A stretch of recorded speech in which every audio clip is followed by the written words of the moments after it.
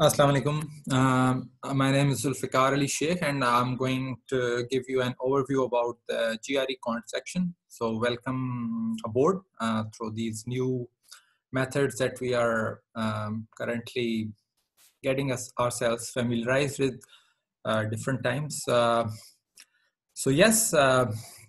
We will be covering some key aspects about the quant section, which will be very helpful to you in getting to know different aspects, which usually remain confusing at times, but it's also good to be geared up with good available information. So let me just share the PowerPoint presentation through which we will be covering today's session. Okay, so in this session, we are going to cover quite a few aspects about the test, about what the test actually assesses, what are the scoring options, percentiles, section level adaptability, test formats, scores and options that you will have on the test day, question types, and different concepts that you will be using in the quant section, and books and other resources and test materials that you can use, some common gap areas that we often encounter with numerous students that I have worked with, and how should you plan about preparing your GRE preparation for the quant section. Okay. So first of all, graduate record examination, the GRE, it's a standardized test, and its scores are used by universities and fellowship institutions for admissions, awards, and comparison purposes, along with other criteria, of course. These are mostly used in USA and Canada, but many other institutions around the world are increasingly not only accepting it, but in some cases they are requiring these tests. And I can assure you these are very, very well-designed courses, tests, which can actually assesses the relevant skills which are required for the purpose it has been designed for. And GRE is conducted by Educational Testing Service. It's an American testing agency, but it has highly qualified standardized testing, and the most famous ones are GRE and the TOEFL. All of the information about GRE and the registration is also available at ets.org/GRE. This is where you actually register your tests, and also you get some materials available. Tests bante kyun hai? Tests are designed to measure some skills, and let me just try to.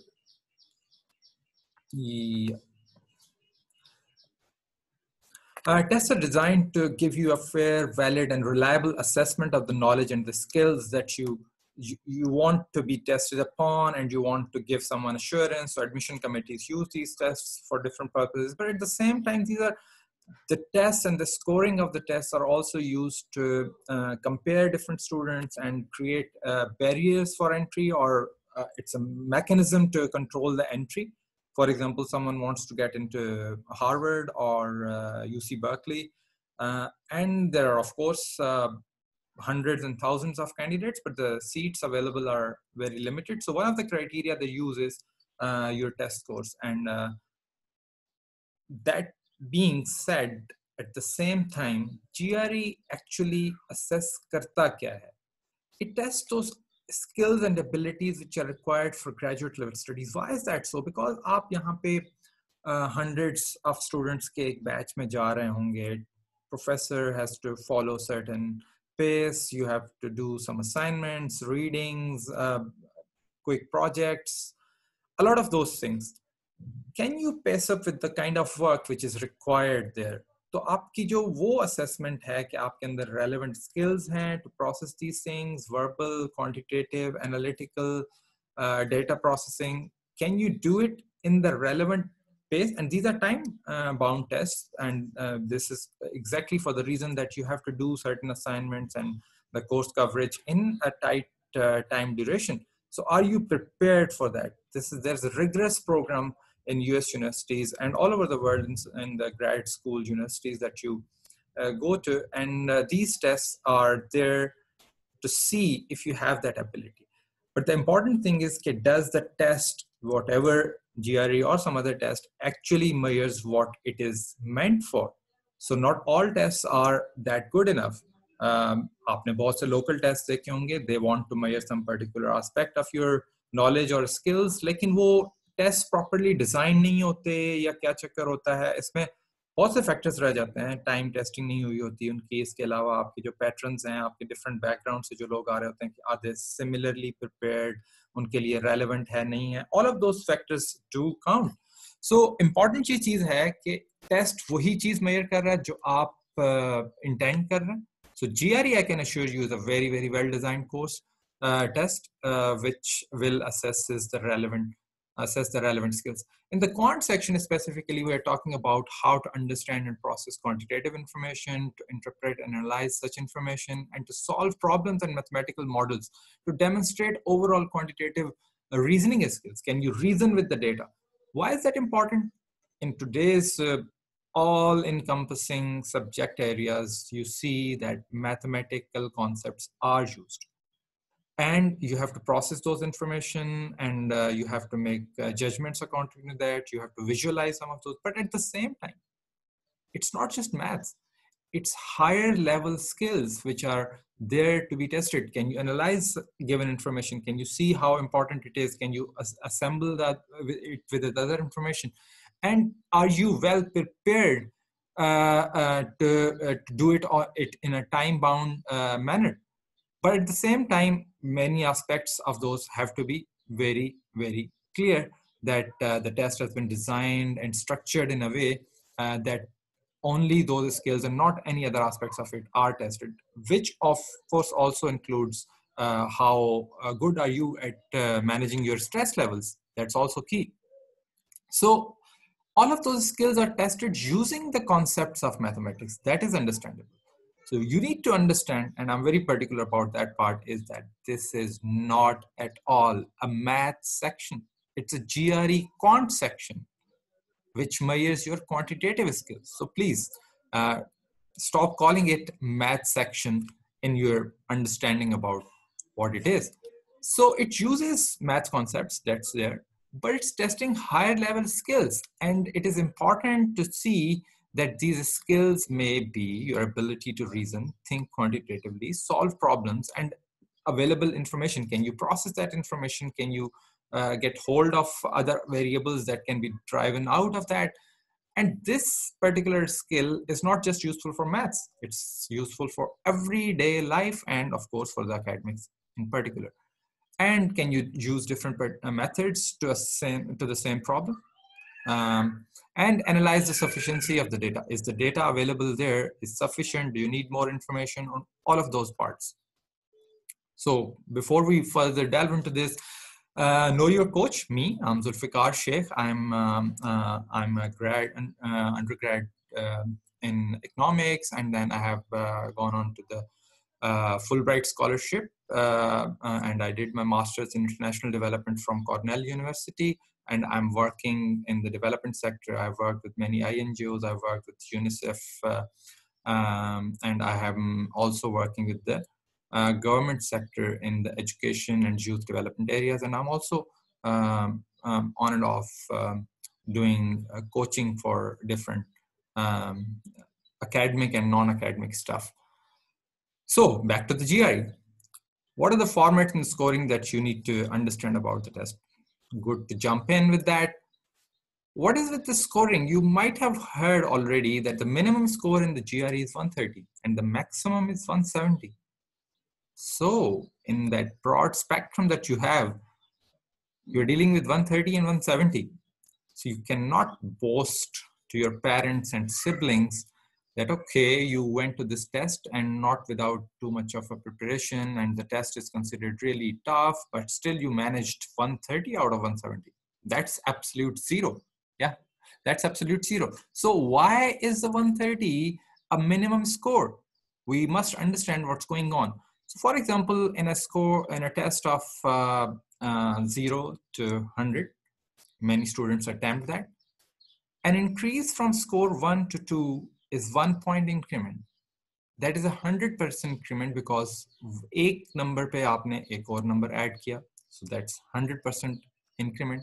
From 25 to 26, for example, it's a 1 point increment again, लेकिन on the basis of 25 points, so that's a 4% jump. So आप देख रहे हैं कि 1 to 2 में आपको 100% jump मिल रहा है, 2 to 3 में फॉर एग्जांपल आपको 50% जंप मिल रहा है, बिकॉज 2 का 50% 1 बनता है, 2 से 3 में आपने 1 पॉइंट इंक्रीमेंट लिया, लेकिन that's a 50% increment.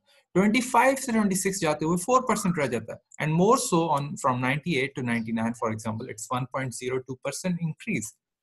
That increment is changing. So we are saying that 1 point increment has different significance at different levels. जबकि हम ये कह रहे हैं, और पहली बात हम ये कह रहे हैं कि अगर आप ये भी देखें कि अगर आप टेस्ट को कहते हैं कि that's a very well designed test, that means कि अगर आपका स्कोर 0 है और वो चीज जो टेस्ट कर रही है उसमें अगर आपका स्कोर 0 है, तो इसका मतलब ये हुआ कि you don't know anything about that subject. And if the test is good, that should be the right statement. It means कि आपको कुछ भी नहीं आता. अगर आप multiple improvements भी ले लें तो आपको नहीं आता, मतलब उसी स्कोर को आप मल्टीप्लाई करते हैं. लेकिन जैसे ही आप 1 पे पहुंचते हैं, जस्ट एन इन्फिनिटी इंक्रीज, उसके बाद से आपका प्रोसेस स्टार्ट होता है. फिर आप 1 से 2 पे जाते हैं, दैट्स मेजर जंप. अगर एक स्टूडेंट है जिसने स्कोर 1 लिया और आपने दूसरे स्टूडेंट ने स्कोर 2 लिया, सो 1 और 2 अगर ये ट्रू रिफ्लेक्टर्स हैं आपकी उस स्किल के या नॉलेज सेट के, तो दैट वुड मीन कि जिसको 1 आता है आप उससे 2 गुना ज्यादा इंफॉर्मेशन स्किल्स रखते हैं उस पर्टिकुलर चीज में. दैट इज समथिंग टू से. लेकिन 99 से 98 से 99 पे जाने पे आपकी वही परसेंटेज पॉइंट्स डिक्रीज हो जाते हैं, बिकॉज उसकी सिग्निफिकेंस डिक्रीज हो गई है. So we want to show that almost equal significance हो हर पॉइंट की. So from that perspective they have done statistical research on this and they say ये ठीक है, ऐसा तो हो कभी नहीं सकता कि हर पॉइंट इंक्रीमेंट की हर लेवल पे सेम सिग्निफिकेंट एग्जैक्टली और सेम सिग्निफिकेंट नहीं हो सकती. लेट्स से अगर आप 1000 के स्कोरिंग पे भी ले जाते हैं तो 995 से 996 में जो इंक्रीज आ रही है that is more significant as compare to let's say 999 से 1000 पे 1 पॉइंट इंक्रीमेंट है, लेकिन हम ये कह रहे हैं कि ऑलमोस्ट इक्वल हो जाए. सो 130 was assessed to be a benchmark, जिसकी बेसिस पे हम ये कह रहे हैं कि 130 को एब्सोल्यूट 0 लिया जाए. उसके बाद हम ये कहेंगे कि 135 से 136 में जो 1 पॉइंट चेंज आ रही है that is almost the same as 165 से 166 के ऊपर जो आपकी चेंज आ रही है, और परसेंटेज पॉइंट्स में बहुत ज्यादा सिग्निफिकेंट चेंज नहीं आ रही, तो आपका बैंड 40 पॉइंट्स का ही है. दैट इज वेरी की. और उसके ऊपर जो 1 पॉइंट इंक्रीमेंट है, all of those points are considered to be significantly the same thing. Okay, so with minimum score 130 and the maximum score 170, there's only a 1 point increment. There's no partial answers or partial scoring. Even though हम question types में you will see there are those things कि आपको 2 options pick करनी थी या 3 pick करनी थी, आपने 2 ठीक pick की, एक गलत pick कर ली. No, there's no partial answer for that. आपके कोई partial credits नहीं बनते. अगर आपका score या तो 145 हो सकता है, या 146 हो सकता है, या 147 हो सकता है, 145.5 नहीं हो सकता. So that point is there. Scoring percentile. So assuming कि एक टेस्ट दिया जाता है और स्कोरिंग है between 0 and 10 और आपने नंबर लिए हैं 8 and you say कि you have done great. लेकिन 10 लोग थे क्लास में और 9 लोगों का जो स्कोर है वो या 9 है या 10 है. So you are the last person. So if you are the last person, the important thing is कि अगर टेस्ट को हम उस कॉन्टेक्स्ट में देखें कि ये एक एंट्री के मैकेनिज्म को भी कंट्रोल करने के लिए यूज होता है, तो अगर आप किसी जगह पे जाके कहें कि आपने 8 लिए हैं, तो that might not be very satisfying for them, because बाकी सारे स्टूडेंट्स ने आपसे बेहतर परफॉर्म किया. तो आपकी जो इंपॉर्टेंट चीज है ये है कि आपने कितने % लोगों से बेहतर परफॉर्म किया. So percentiles tells you that part.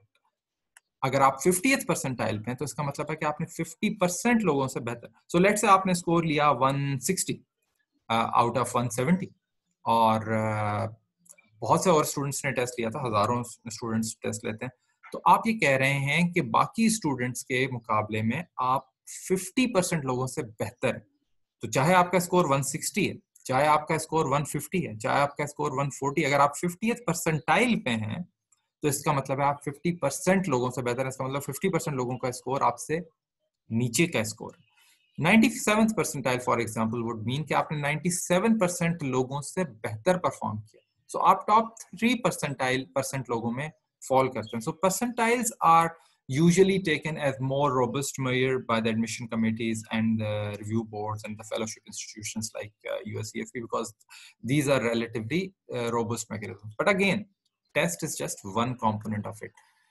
Format of the test ये होता है कि आप जब टेस्ट में जाते हैं तो एनालिटिकल राइटिंग के 2 सेक्शन आते हैं। उन 2 सेक्शंस के बाद आपके 5 सेक्शंस क्वांट और वर्बल में से आते हैं। उन 5 में से बिसाइड्स एनालिटिकल राइटिंग सेक्शन जब 5 आप देखते हैं तो 2 वर्बल के या 2 क्वांट के और 3 वर्बल के और 3 क्वांट के आते हैं। सो बेसिकली अगर 2 वर्बल के आते हैं तो 3 क्वांट के सेक्शन आते हैं, और अगर 2 क्वांट के सेक्शन आते हैं तो 3 वर्बल के सेक्शन आते हैं।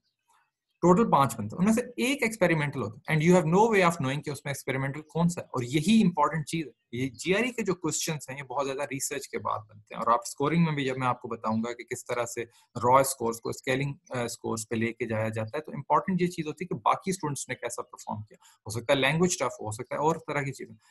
तो ये सारी रिसर्च बेहतर तब हो सकती है जब आपको ये बताया जाए कि ये ओरिजिनल टेस्ट है, सैंपल या डमी नहीं है। एक्सपेरिमेंटल पर्पस से अगर मुझे कहा जाए एक्सपेरिमेंटल पर्पस से ये टेस्ट हो रहा है, I might be very non serious about it, और there is no high level stakes involve. अगर मेरे स्टेक्स इन्वॉल्व होंगे तो फिर मैं उसको सीरियस लूंगा।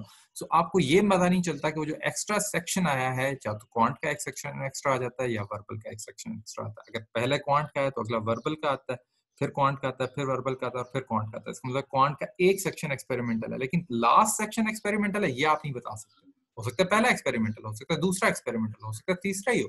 तो आपको तीनों को सेम सीरियसनेस के साथ अटेम्प्ट करना पड़ता है। ड्यूरेशन ऑफ द जो क्वांट सेक्शंस हैं वो ये है कि 35 मिनट्स का हर सेक्शन होता है और 2 सेक्शंस होते हैं। टेस्ट वाले दिन जब आप जाते हैं तो आपके पास स्कोर्स आते हैं। अगर आपने 2 महीने पहले भी टेस्ट दिया था, सो आपको ऑप्शन दी जाती है कि आप सबसे पहले तो आपको ये ऑप्शन दी जाती है जिस दिन आप टेस्ट देते हैं, आपका रॉ स्कोर आपके सामने आता है। रॉ स्कोर्स को देख के आप अंदाजा लगा सकते हैं कि आपका ओरिजिनल स्कोर सेम होगा। राइटिंग के अलावा क्वांट और वर्बल के स्कोर्स आपके आ जाते हैं। राइटिंग का स्कोर ऑफ कोर्स नहीं आता इमीडिएटली आफ्टर द टेस्ट। तो आपसे कहा जाता है कि आप टेस्ट रिपोर्ट करें या ना करें। सो you can opt not to report your scores to any of the institutions, by which you will be losing। आपके 4 institutions ऐसे होते हैं जिनको आप 4 institutions को आप भेज सकते हैं, वो आप नहीं भेज सकेंगे, but that's fine। आप अपना स्कोर रोक सकते हैं ताकि अगर for some reason, for odd reason or whatever, आप समझते हैं कि आपका टेस्ट अच्छा नहीं हुआ, you didn't feel that well, या आपकी तैयारी अगर अच्छी नहीं थी तो फिर तो आपको ज्यादा टाइम का रिक्वायर्ड है। But point is कि you can opt not to report your scores। लेकिन if you are intending to report your scores, तो फिर भी आपके पास 2 ऑप्शंस हैं। आप ये कर सकते हैं कि आप अपना मोस्ट रीसेंट स्कोर, तो मैं एग्जांपल दे रहा था कि 2 महीने या 6 महीने पहले आपने एक जीआरई स्कोर लिया है या 1 साल पहले आपने जीआरई टेस्ट अटेम्प्ट किया, उसमें जो स्कोर है उसको आप भूल जाएं। आपका जो करंट स्कोर आया है उसको आप रिपोर्ट कर सकते हैं। That is the option that is available on the test day.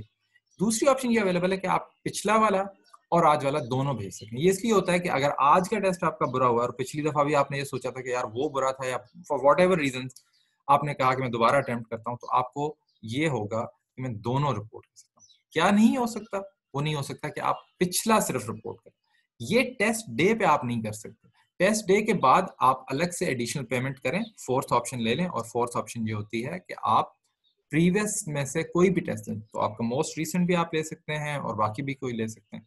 आप चाहें तो ऑप्ट कर सकते हैं कि आपके जो स्कोर, यूनिवर्सिटीज को कोई तरीका नहीं है, यूएससीएफपी के पास कोई मेथड नहीं है। इवन दो आप अगर यूएससीएफपी के ऑफिस में भी जीआरई का टेस्ट देंगे तब भी यूएससीएफपी के पास कोई राइट नहीं है, ना ही वो स्कोर्स आपके प्रीवियस देख सकते हैं अगर आपने वो रिपोर्ट नहीं किए इस पर्टिकुलर मेथड। इस स्कोर सिलेक्शन ऑप्शन को हम स्कोर सिलेक्ट ऑप्शन जीआरई की टर्मिनोलॉजी है उसके उसमें लेते हैं। किस तरह के क्वेश्चन टाइप्स हैं, let's go through them. Quantitative reasoning types के जो क्वेश्चंस हैं वो मल्टीपल चॉइस सिंगल आंसर्स हो सकते हैं। मल्टीपल चॉइस सिंगल आंसर्स का मतलब है कि आपका जो टिपिकल स्टैंडर्ड आपने सुना होता है जीआरई के बारे में, जनरल एमसीक्यूज के बारे में, वो ये होता है कि मल्टीपल चॉइस है जी, इसका मतलब आपने एक पिक करना है। नहीं, multiple choice by the word itself means कि you have multiple choices, but out of those you can either pick one or you can pick more. So एक ऑप्शन तो ये है कि आप एक पिक करें, और ये सबसे अच्छे सवाल है, और शुरू के टेस्ट काफी हद तक इसी तरह के होते थे, जीआरई और द अदर टेस्ट। प्रॉब्लम क्या, प्रॉब्लम ये है जी कि if there are 100 students in a class, assuming कि उनमें से किसी को कुछ भी नहीं आता टेस्ट के बारे में, and everyone just guesses and MCQs हैं सिंगल आंसर के साथ, सो 20% स्टूडेंट्स, या हर स्टूडेंट के पास ये चांस है कि वो 20% अपने आंसर्स ठीक कर लेगा, और 20% of the students will have correct answers.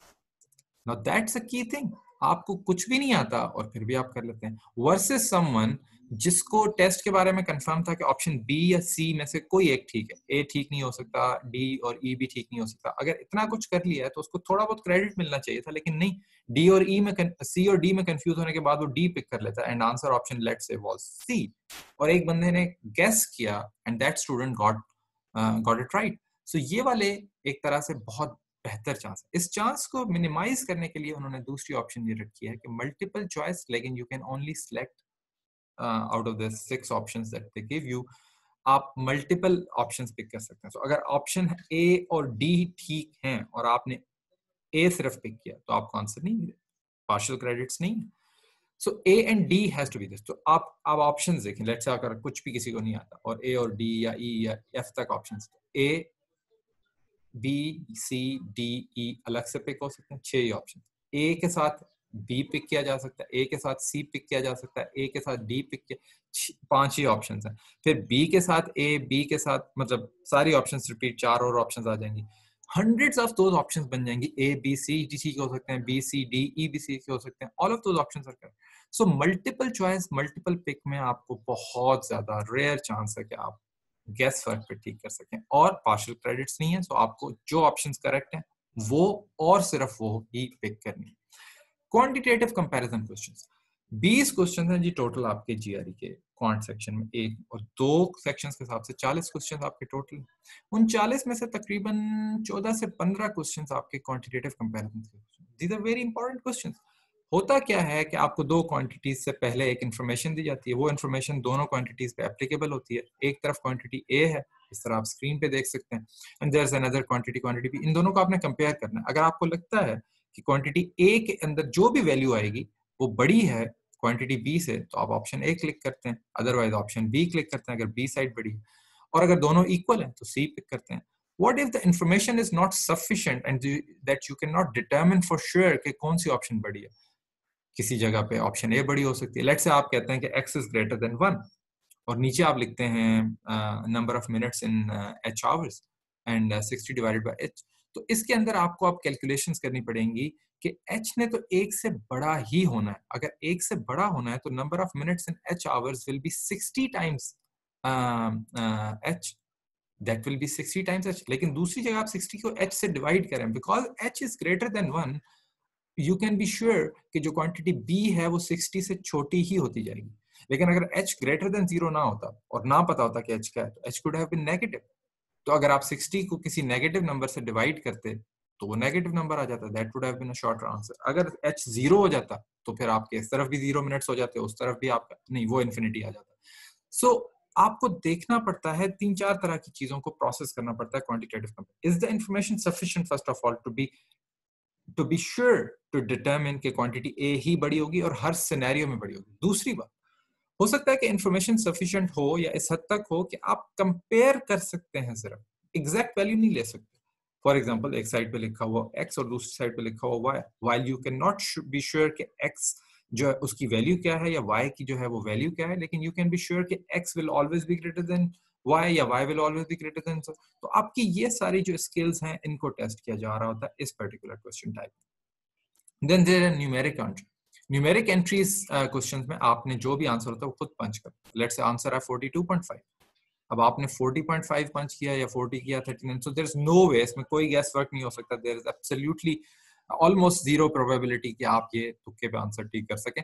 सो इसमें आपको खुद कीबोर्ड के थ्रू पंच कर सकते हैं। इसके अलावा आपका जो स्क्रीन पे कैलकुलेटर दिया होगा उसके थ्रू आप इसमें पंचिंग करके आगे जा सकते हैं। इसके अलावा डेटा इंटरप्रिटेशन के क्वेश्चंस होते हैं। ये क्वेश्चन टाइप्स अलग नहीं है एक्चुअली, डेटा इंटरप्रिटेशन के क्वेश्चंस होते हैं और उसके जो क्वेश्चन टाइप्स होते हैं वो ऑलमोस्ट बल्कि सेम होते हैं जो आपके रेगुलर होते हैं। लेट्स से आपका एमसीक्यूज हैं, न्यूमेरिक एंट्रीज हैं, कंपैरिजन के बहुत रेयर होते हैं इस तरह के क्वेश्चंस में, but that is there. Raw score and actual scores, होता क्या है कि आप जब टेस्ट खत्म करते हैं तो एक रॉ स्कोर आपके सामने आता है, क्योंकि टेस्ट आपका एक सॉफ्टवेयर जनरेटेड सिस्टम के थ्रू लिया जा रहा होता है और उसके अंदर सारे आंसर्स फीडेड होते हैं एक तरह से, तो आपको रॉ स्कोर तो दे देता है, लेकिन वो आपका ऑफिशियल स्कोर नहीं होता, वो आपका स्केल्ड स्कोर जिसको कहते हैं वो नहीं होता, वो आपका 2 से 3 हफ्ते बाद ईटीएस खुद आपको मेल करता है या जो भी सॉफ्ट कॉपी के थ्रू आपको भेजता है, that is your final official score. So what is the difference between और raw scores and official score? Rarely there is a change कि रॉ और ऑफिशियल स्कोर फर्क हो, लेकिन जिस तरह से मैंने कहा कि थाउजेंड्स ऑफ टेस्ट टेकर्स होते हैं और आपके जो स्कोरिंग होती है वो बाकियों के साथ कंपेयर होती है, and these are very standardised well design course. में बार बार इस चीज को हाईलाइट कर रहा हूँ। तो ईटीएस क्या करता है कि देखता है कि अगर एक पर्टिकुलर क्वेश्चन, लेट्स से एक टेस्ट स्कोरर है वो 166 का out of 170, that's a brilliant score, लेकिन उस तरह के 1000 स्टूडेंट्स ने जिनका स्कोर 166 या 166 से ऊपर का है, उन सब ने एक पर्टिकुलर क्वेश्चन गलत किया हुआ, या उनमें से मेजॉरिटी ने 80% लोगों ने एक पर्टिकुलर टाइप ऑफ क्वेश्चन गलत किया हुआ। इसका मतलब है कि ईटीएस कहेगा दैट इज आवर फॉल्ट, कि हमने इस स्कोर क्वेश्चन को या तो ठीक नहीं बनाया, there must be some confusion. तो फिर वो आपको उसके डिफिकल्टी लेवल के हिसाब से या उसकी कंफ्यूजन के हिसाब से या कितने लोगों ने उसको ठीक या गलत अटेम्प्ट किया, अकॉर्डिंगली वो आपको अलाउ करता है कि आप इसको टर्मिनेट कर लें, आप इसके स्कोर को किसी और तरह से काउंट कर लें या आपके उस स्कोर को ड्रॉप किया जाता है। ये उनका internal mechanism, we don't know कि एग्जैक्ट मैकेनिज्म क्या होता है, लेकिन हमें इतना पता है कि स्केल्ड स्कोर्स बनते हैं जो कि इक्वेटिंग का प्रोसेस होता है उसके थ्रू आते हैं, और उसमें आपको एनालाइज किया जाता है कि आपका डिफिकल्टी लेवल क्वेश्चन का किस तरह का था और कितने ज्यादा लोगों ने उसको अटेम्प्ट करते हुए गलती की है। अकॉर्डिंगली वो आपके रॉ स्कोर को थोड़ा सा स्केल डाउन या स्केल अप कर सकते हैं। और यही चीज जो मैंने आपको मुश्किल सवाल के बारे में कही, ये ठीक सवाल के बारे में भी हो सकती है कि लेट्स से 135 की एवरेज स्कोर का कोई टेस्ट टेकर है और उसने एक पर्टिकुलर क्वेश्चन ठीक किया, और उसी तरह के बहुत से और स्टूडेंट्स ने 90% लोगों ने वो क्वेश्चन ठीक किया which would have been otherwise a very difficult question, तो वो आपके स्कोर को थोड़ा सा रिड्यूस कर देंगे। सो स्केल्ड स्कोर्स आर डिफरेंट। दूसरी चीज ये है कि जीआरई का जो 2 क्वांट सेक्शंस हैं, इवन वर्बल सेक्शंस, ये section level adaptable. Section level adaptability का ये मतलब है कि आपका एक सेक्शन दूसरे सेक्शन से डिफिकल्टी लेवल में फर्क होगा और उसकी दूसरे सेक्शन की डिफिकल्टी आपके आंसर जिस तरह के आपने पहले सेक्शन पे किए उस पर डिपेंड करता है। होता क्या है कि शुरू में कांस्टेंट टेस्ट, इसका मतलब है कि आपका हर सेक्शन में सेम डिफिकल्टी लेवल के क्वेश्चंस हैं, यूजुअली डिफिकल्टी लेवल आगे जाता जाता था, यहाँ पे ऐसा नहीं होता, आपके जो डिफिकल्टी लेवल है वो रैंडमली असाइन होता है हर सेक्शन के अंदर। लेकिन उसके बाद उन्होंने कहा कि इसमें बहुत से ऐसे स्टूडेंट्स हैं जो कि बहुत अच्छा परफॉर्म करते हैं, तो उनके लिए टेस्ट डिफिकल्टी लेवल हायर होना चाहिए और ग्रेजुएट करने में, ग्रैन्युलर स्कोरिंग देने में जरा आसानी हो जाती है, तो आपके क्वेश्चंस का जो डिफिकल्टी लेवल है वो वेरी करना चाहिए। तो उन्होंने एक नया पैटर्न इस्तेमाल किया जो कि क्वेश्चन लेवल अडेप्टेबिलिटी था। होता क्या था कि आप 0 से 100 के स्केल पे होते हैं, आपको इस डिफिकल्टी लेवल में यहाँ पे एक क्वेश्चन दे, अगर आप ये ठीक कर लेते हैं तो आपकी रेंज बढ़ा देते हैं, अगर आप ये भी ठीक कर लेते हैं तो वो समझता है कंप्यूटर कि आपको इससे भी थोड़ा टफ क्वेश्चन देना चाहिए, तो आपका स्कोर इससे ज्यादा कर देता है और स्कोर नेक्स्ट क्वेश्चन टफ ले आता है। ये भी ठीक करते हैं आपका और ऊपर चला जाता है, ये भी ठीक करते हैं ऊपर चला जाता है, फिर आप गलत करते हैं फिर आपको नीचे लाता है, फिर आपको थोड़ा और नीचे ला के देखता है, आप फिर ठीक कर जाते हैं फिर ऊपर करता है, तो वो आपकी एक रेंज सेट कर लेता है, उस रेंज में आपको फॉलो करते करते 20, 30, 40 क्वेश्चन में इट टेक्स अ डिसीजन कि आपका ये लेवल बनता है, तो आपका क्वेश्चन जो है वो अडेप्टिव। इसमें प्रॉब्लम क्या है? इसमें प्रॉब्लम ये है कि जब आपको ज्यादा टफ क्वेश्चन आना शुरू हो जाते हैं तो इसका मतलब है आप वो क्वेश्चन गलत करना शुरू कर देंगे, तो आप चाहेंगे कि आप रिवर्ट बैक करें, आप रिवर्ट नहीं कर सकते क्वेश्चन लेवल अडेप्टेबिलिटी में, क्योंकि आपका प्रीवियस क्वेश्चंस और अगले क्वेश्चंस की डिफिकल्टी लेवल के साथ असेस हुआ था और उसके साथ प्रोग्रेशन हो रही थी। अगर आप पीछे जा सकते होते तो बड़ा प्रॉब्लम।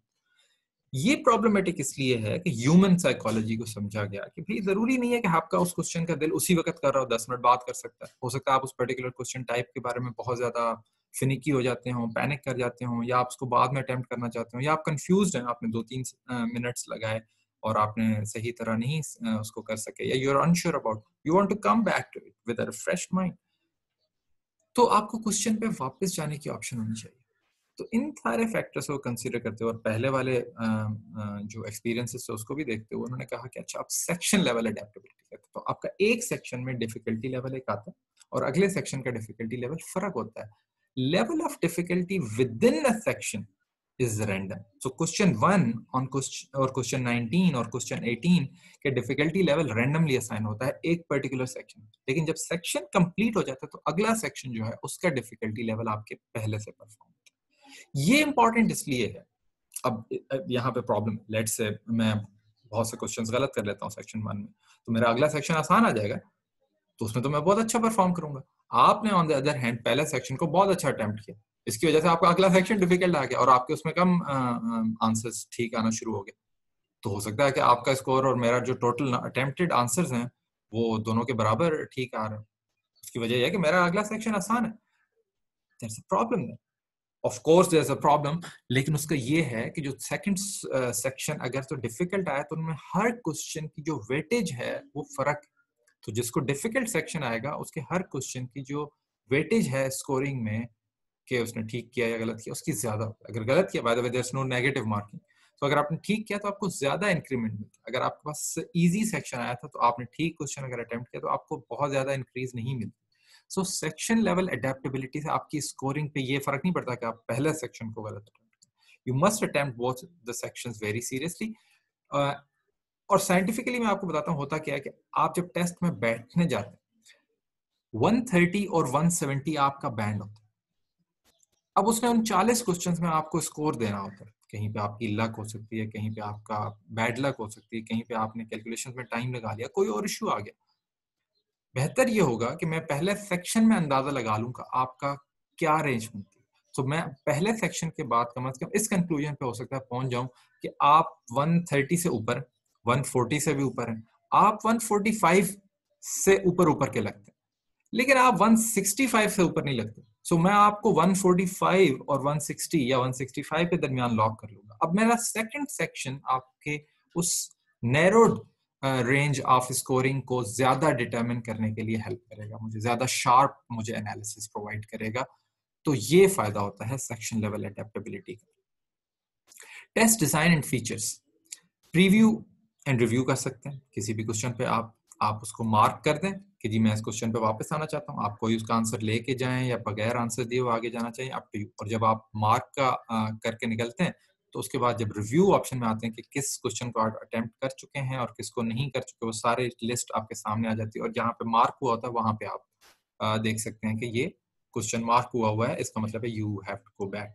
मतलब आपने डिसाइड किया था. लेकिन अगर टाइम पूरा हो जाए तो फिर आपका कुछ भी नहीं हो सकता. वो सेक्शन आपने मार्क किया हो तो जो मार्क आपने अगर आपने क्वेश्चन अटेम्प्ट कर लिया, आपने उस पर ऑप्शन डी ले ली लेकिन मार्क भी कर दिया, अगर टाइम खत्म हो गया तो ऑप्शन डी को एक्सेप्ट कर लिया जाएगा. तो आपके उसको मार्क करने की वजह से आपका जो भी उसमें आंसर था उसको वेरी नहीं किया जाता. सो मार्किंग आपने अपने पर्पस के लिए की होती है कि मैं वापस आना चाहता हूँ. लेकिन अगर आपको टाइम नहीं मिलता किसी वजह से उस पर आने का, तो मार्क किया हो या ना किया हो इससे आपके उस पर्टिकुलर क्वेश्चन की असेसमेंट पे कोई फर्क नहीं पड़ता. सो आई वुड सजेस्ट कि आपको हमेशा क्वेश्चन को आंसर करके आगे जाना चाहिए, चाहे गेस वर्क करें, क्योंकि नेगेटिव मार्किंग नहीं है. तो आपको हर दफा आंसर अटेम्प्ट जरूर कर लेना चाहिए. ठीक, आप समझते हैं कि आपको टाइम मिलेगा या आप रिफ्रेश माइंड के साथ वापस आना चाहते हैं तो मार्क करें और फिर एबिलिटी और टू चेंज. इसका मतलब अगर आपने क्वेश्चन नंबर 5 पे ऑप्शन डी ली थी, आप थोड़ी देर बाद सोचते हैं यार ये मुझे याद आ गया, so I might have to change option A लेना चाहते हैं, आप ऑप्शन ए कर सकते हैं. सो सेक्शन लेवल अडेप्टेबिलिटी में विद इन द सेक्शन आप सारे क्वेश्चंस पे जाके अपने आंसर्स को चेंज कर सकते हैं. लेकिन जब सेक्शन फ्लिप हो जाएगा तो उस सेक्शन के किसी भी क्वेश्चन पे आप वापस नहीं जा सकते. ये टेस्ट स्क्रीन होती है. और जैसा कि आप पहले ऑप्शन में देख सकते हैं, ये वाली आपने कहा 5वें क्वेश्चन के बाद कि भाईजान ये मेरे बस की बात नहीं. So you can always quit the test or you can actually exit a section. I would really no one would ever recommend you that option because you have paid for it and you always have that option of not sending your scores. So you must complete your test and see the raw scores. And if luck strikes, maybe it's a good one. But आप पैसे दे के आए, just for the experience of it, maybe you should continue. So I don't think you should be taking these options at all. पूरी information available होती है किस question पे आप इस वक्त हैं, कितने क्वेश्चंस रहते हैं, आप कितने टाइम पे बैठे हो. So you can always hide that time. You should not, but वहाँ पे stress levels high होते हैं. Stress management is one of the key things that you have to do as part of your test preparation. You can hide the time, up to you. I would not highly recommend it. So next वगैरह आप करके जा सकते हैं. जिस question पे आप हैं वहाँ पे अगर आप ये मार्क कर देंगे तो मार्क का मतलब वो question mark. And after a couple of minutes आप इस बटन पे आके रिव्यू का बटन क्लिक करेंगे. आपके पास सारे क्वेश्चंस की लिस्ट आ जाएगी कि इस क्वेश्चन को आपने अटेम्प्ट कर लिया है, इसका ब्लैंक छोड़ा हुआ है, इसको मार्क किया. सो ब्लैंक तो कभी नहीं छोड़ना चाहिए. मार्क आप कर लें लेकिन कुछ ना कुछ अटेम्प्ट लेके जाएं और मार्क वाले पे आप वापस जा सकते हैं. और दूसरी बात मैं आपको दोबारा क्लियर करना चाह रहा हूँ, डिफिकल्टी लेवल हायर नहीं हो रहा होता. तो आप ये ना अज्यूम करें कि question number 16 is tougher, 17 is even tougher, 18 is tougher. नहीं, ऐसा नहीं है. रैंडम डिस्ट्रीब्यूशन है डिफिकल्टी लेवल की with in a section. Concepts, important चीज ये है कि किस तरह के कॉन्सेप्ट्स को आप टेस्ट किया जा रहा है. The answer to that is GRE का एक मैथ रिव्यू है जो कि ईटीएस प्रोवाइड करती है. मैं आपको अगली स्क्रीन पे दिखा देता हूँ. ये आप देख सकते हैं कि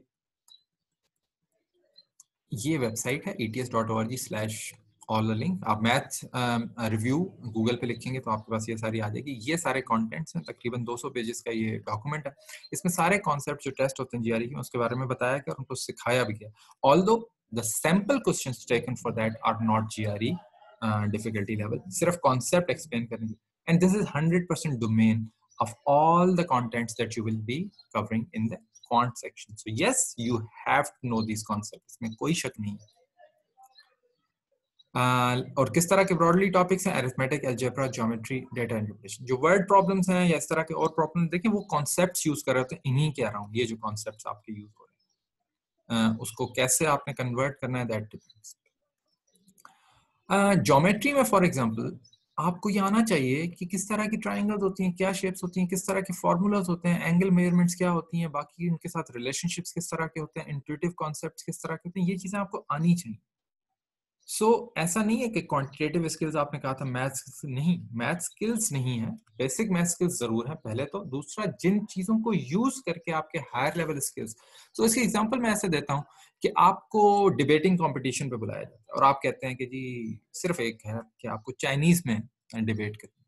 अब अगर मेरी बहुत टूटी फूटी चाइनीज भी है और मेरे डिबेटिंग स्किल्स ऑलमोस्ट जीरो हैं तो भी उस बंदे से मैं बेहतर परफॉर्म कर लूंगा, the one who does not know any Chinese at all, having good debating skills.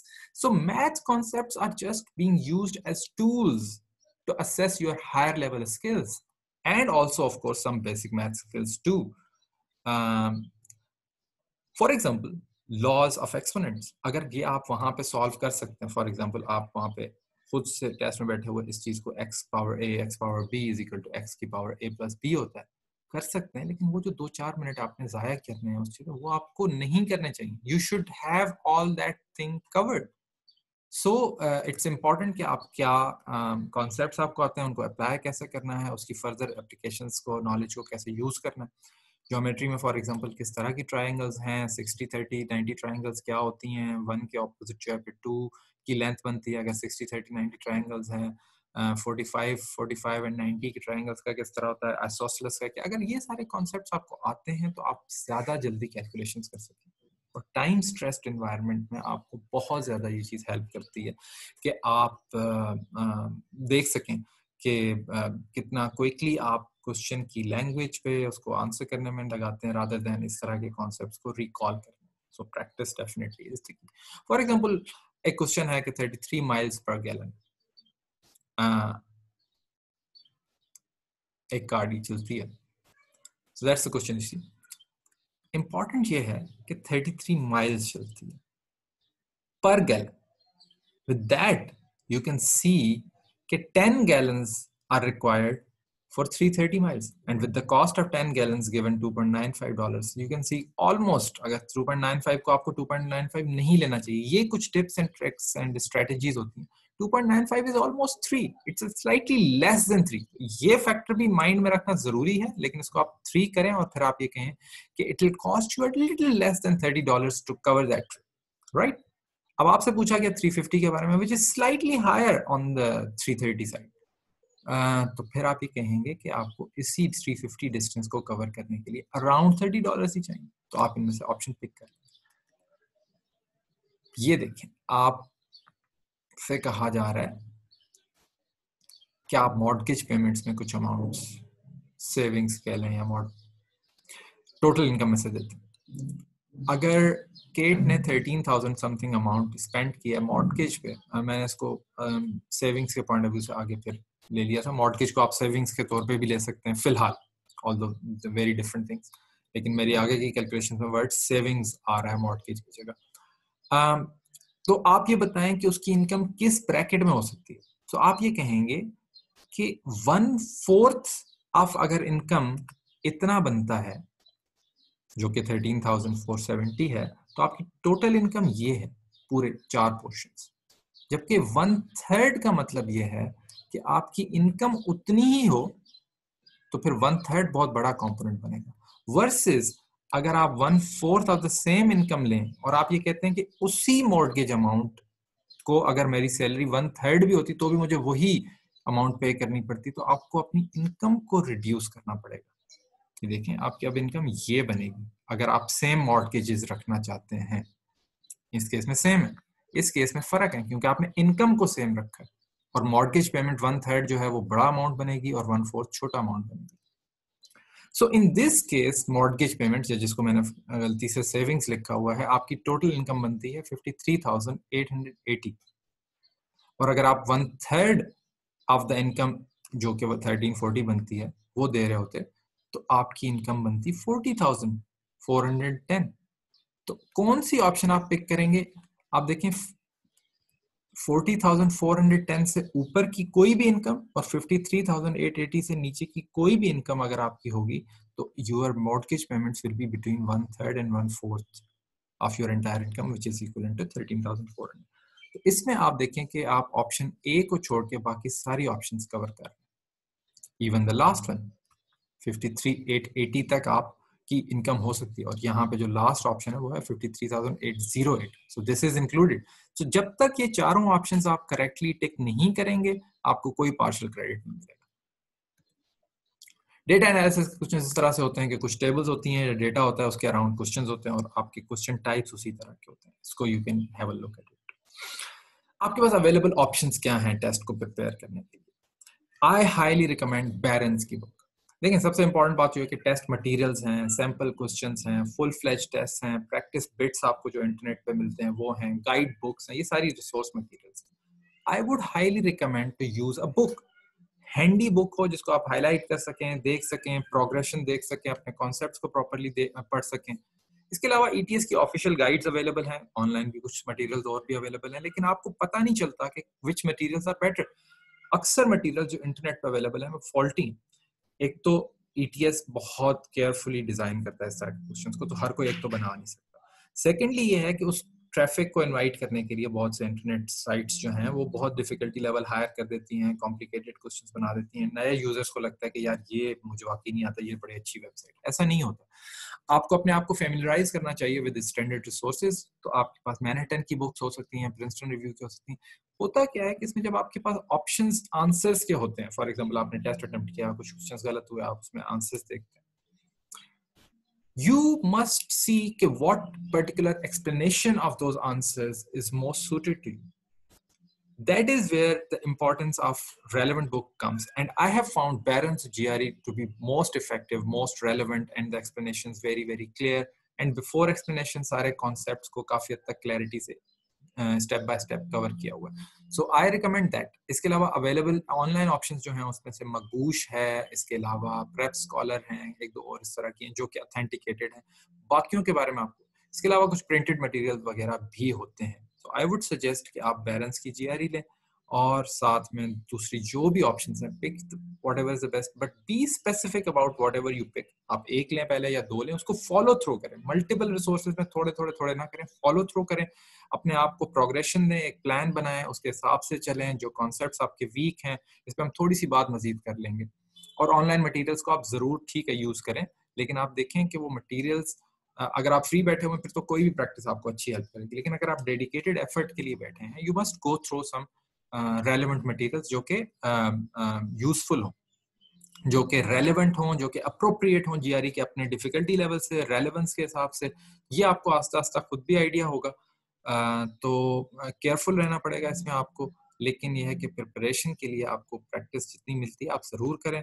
शुरू ऑथेंटिक सोर्सेज के थ्रू करें और स्पेसिफिक रहें उन सोर्सेज के बारे में।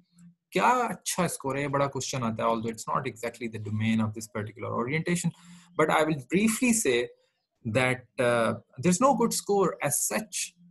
अगर आप जिस फील्ड के लिए अप्लाई करते हैं वहां पे क्वांट ज्यादा इंपॉर्टेंट है तो आपके क्वांट के स्कोर को देखा जाएगा, जहां पे वर्बल ज्यादा इंपॉर्टेंट है वो डिसीजन कमेटी लेती है। लेकिन scoring is just one part of the admission process और बहुत से और असेसमेंट्स भी आपकी हो रही होती हैं। अगर आपका 8 साल का एक्सपीरियंस है और आप जीआरई स्कोर देते हैं और अगर आपका स्कोर कम आता है, मे बी आपको फिर भी वेटेज दीजिए, आप उस फील्ड में ज्यादा अच्छे परफॉर्म कर सकते हैं। If it requires more understanding about how the real life works, तो फिर आपके एक्सपीरियंस की बहुत ज्यादा वेटेज हो जाती है। तो आपका अच्छा स्कोर डिपेंड करता है आपकी प्रोफाइल पे और आप जिस डिग्री प्रोग्राम में अप्लाई करते हैं। और be very clear about this कि आपकी जो स्कोरिंग लोग कहते हैं जी मेरा 300 है या इतना मैं एम कर रहा हूँ, एडमिशन कमेटीज, रिव्यू बोर्ड्स दोनों स्कोर्स को सेपरेटली देखती हैं, क्वांट को अलग देखती हैं और वर्बल को अलग देखती हैं। और आप किस बैकग्राउंड से आ रहे हैं, सो मेनी पीपल से कि इंजीनियरिंग बैकग्राउंड के लोगों को क्वांट में बिल्कुल है, लेकिन उनके बैकग्राउंड को देख के उसको थोड़ा सा डिसएडवांटेज, उस तरह से डिसएडवांटेज नहीं, उसको कंसिडरेशन में लाया जाता है। Secondly they most likely will be applying for engineering universities, तो उनके स्कोर्स का कंपैरिजन भी उनके साथ है। तो जो परसेंटाइल्स का कॉन्सेप्ट है वो बहुत इंपॉर्टेंट है, but you don't have to worry about this कि उनका बैकग्राउंड, अगर उनका बैकग्राउंड स्ट्रांग है, इंजीनियरिंग बैकग्राउंड के लोगों का, बहुत से लोगों का जिनका भी मैथमेटिक्स में बैकग्राउंड है, दैट इज एन एज है, दैट इज देयर। लेकिन you should not be worried about that, because आप अपनी एप्लीकेशन में बहुत सी और एस्पेक्ट्स को हाईलाइट कर सकते हैं to compensate for a little lesser score in any of those verbal, quant और writing scores. Common gap areas किस तरह के होते हैं? मैं समझता हूँ कि बहुत से लोगों का ये प्रॉब्लम होता है कि अगर आप सेम मिस्टेक्स कंटिन्यू करते जा रहे हैं कि जी आपने 30 क्वेश्चंस किए, जी वो 3 गलत हो गए थे, कोई बात नहीं, इसका मतलब अच्छा जा रहा है, लेकिन अगर वो 3 क्वेश्चंस हर दफा ही गलत हो रहे हैं, you must attempt those questions. आपका फ्रेम चेंज करना पड़ेगा, कॉन्सेप्ट को क्लियर करना पड़ेगा।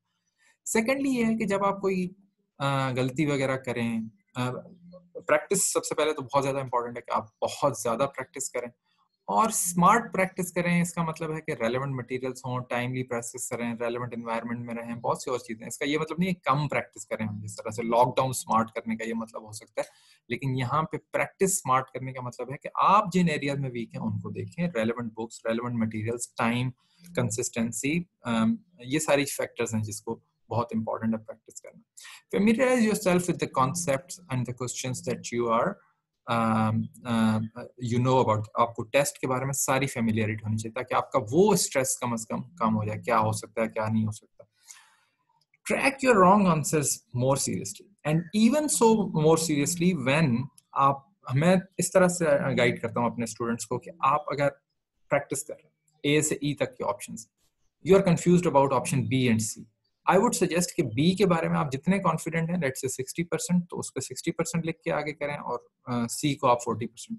और फिर जब आप आंसर्स देखें तो फिर आप देखें कि क्यों 60% की तरफ ज्यादा टिल्टेड थे। अगर वो बेहतर था तो सोचें कि सी के बारे में आप क्यों सोच रहे थे, उस फ्रेम को आपने चेंज करना। And what if you were confused between B and C and the answer was D? That's a real worry because your confidence was so misplaced. So these are some common mistakes that people do. Keeping track of time is very important. You must keep track of time. Otherwise ये नहीं है कि मुझे question आता था जी मैंने तो कर लिया, नहीं, आप वहाँ पे स्ट्रेस एनवायरनमेंट होता है। आपको ये तक बता दूं कि आपको कोई पेपर, कोई कैलकुलेटर अलाउड नहीं होता। आप पेपर्स के लिए स्क्रैप पेपर्स अगर बहुत यूज करते हैं, वहाँ पे आपको 2 या 3 शीट्स मिलती हैं। फिर आपको जब अगली शीट चाहिए होती है, you raise your hand, a person through the glass sees you, comes to you, asks what's the reason that you're calling him for, and then goes back and gets you new sheets and takes away the older sheets. ये सारा आपको पता होना जरूरी है, इससे आपका stress overall थोड़ा कम रहेगा ताकि आप वहाँ पे फ्रस्ट्रेटेड फील ना करें। But at the same time point मेरा ये है कि आप वहाँ पे टाइम के बारे में बहुत कंसर्न हो रहे होते हैं। द बेस्ट थिंग इज कि जब आप प्रैक्टिस करें, मैं प्रैक्टिस की बात कर रहा हूँ, जब आप टेस्ट प्रैक्टिस करें तो टाइम का ख्याल रखें। अलबत्ता अगर एक क्वेश्चन जो आप गलत अटेम्प्ट कर चुके हैं उसको ठीक करने के लिए, उसके सारे कॉन्सेप्ट को समझने के लिए, या गलती किस जगह हुई, आपने क्वेश्चन पढ़ने में गलती की, आपने क्वेश्चन की स्टेटमेंट को गौर से नहीं देखा, आंसर ऑप्शंस में कंफ्यूजन सी, आपने उसको नहीं ट्रैक किया, बहुत सी रीजंस हो सकते हैं। उसको समझने और करने के लिए और उस पर एम्फसाइज करने के लिए चाहे आपको 40 मिनट लगे उस 1-1.5 मिनट के सवाल पे, आपको लगाने चाहिए, because that's the problem of the frame of mind. उस फ्रेम ऑफ माइंड को once and for all set करना जरूरी है। And controlling the stress through various means is really helpful. And one key thing is कि test में जो आ सकता है, क्वेश्चन टाइप्स, लैंग्वेजेस, बाकी तरह की चीजें, बहुत सी प्रैक्टिस के बाद आपके जो एक होल्ड है, टाइम का ख्याल रखना, ये सारी चीजें अगर आप पहले से करके बैठे होंगे तो आप ओवरऑल स्ट्रेस को बेटर मैनेज कर पाएंगे। Know yourself, your patterns. Where do you make mistakes? Are you very ugly in understanding the language of the statement of the question? By ugly, I was meaning to say that many people repeatedly make a mistake in understanding what is being asked and what they understand it to be what was being asked.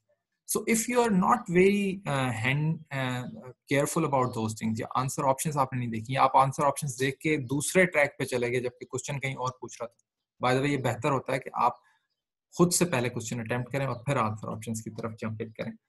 So all of these things are important. अपने patterns, अपने behaviours को समझें।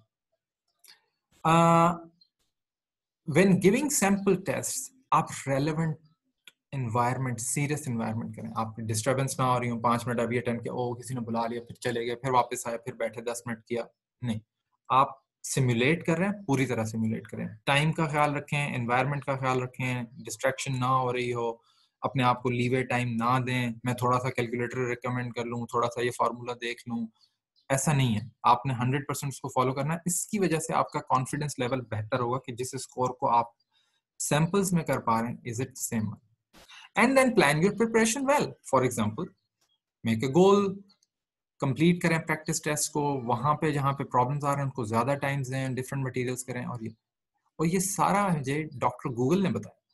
अगर आप Google पे लिखें कि how to plan for GRE तो एग्जैक्टली ये लिस्ट आती है। And from that my last point to conclude is कि अवेलेबल रिसोर्सेज हैं, अवेलेबल गाइडेंस है, that's not the problem. You must understand these things, ठीक है, इस ओरिएंटेशन का आप फायदा उठाएं, बाकी चीजों का आप फायदा उठाएं, लेकिन the important thing is get serious about it, plan it well and then follow that plan. I am sure कि आपको कुछ हेल्प मिली होगी इस ओरिएंटेशन से। There are many resources available, और यूएसईएफपी की बहुत सी रिसोर्सेज में से एडवाइजिंग सर्विसेज हैं जो आप ले सकते हैं। इसके अलावा बहुत से सोशल मीडिया नेटवर्क्स के थ्रू आप इन रिसोर्सेज को और इनके बारे में डिफरेंट इंफॉर्मेशन को एक्सेस कर सकते हैं। All the best. I would see if I can answer some of the questions whenever this is posted. I cannot promise, lekin I will try my best. Wish you all the best. Take care then. Okay.